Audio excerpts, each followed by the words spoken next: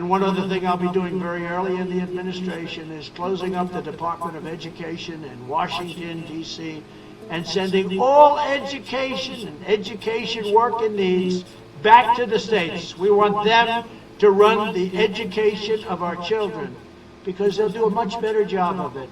You can't do worse. We spend more money per pupil by 3 times than any other nation, and yet we're absolutely at the bottom. We're one of the worst. So you can't do worse. We're going to end education coming out of Washington, D.C. We're going to close it up, all those buildings all over the place, and you have people that in many cases hate our children. We're going to send it all back to the states. Thank you very much. Okay. All those people who hate our children. Listen, it's a Freudian slip that he's talking about all those big, beautiful buildings. What is he going to do with them? That maybe to him they look like money makers. I don't know. But okay, listen. Oh, there's some big issues with what he's proposing here. That's going to make education worse in many states, not better. What I want you all to understand, this is my premise here making this video. What he's proposing here are not solutions to the problems that exist in education.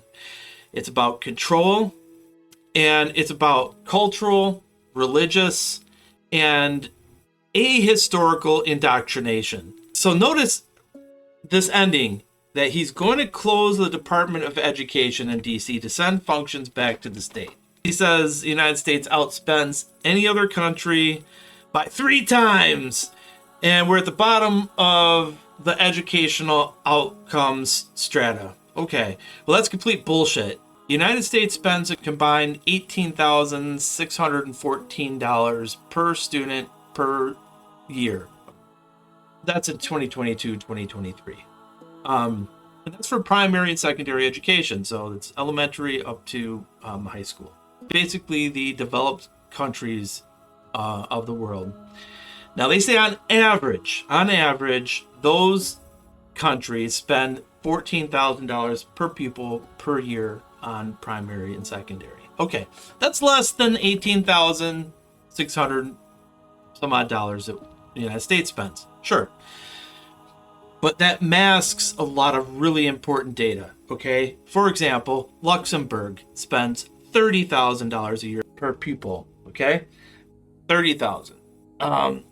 We've got Denmark, and we've got Austria also outspend us. Iceland outspends us. There's another country as well that outspends us, spending about $20,000 per pupil. Norway. All of those countries have significantly better educational outcomes. Well, you have countries like Mexico that really spend very little on their students.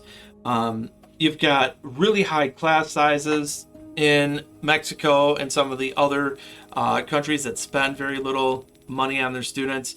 All the Scandinavian countries basically have a very low student to teacher ratio, which actually helps students learn. This data here is masking that some countries really outspend the United States on primary and secondary. It also masks the fact that the European countries include pre-primary school. So preschool, basically. They include preschool in their primary school funding. We don't. So it's another example of why they have better educational outcomes. They're actually sending kids to school earlier.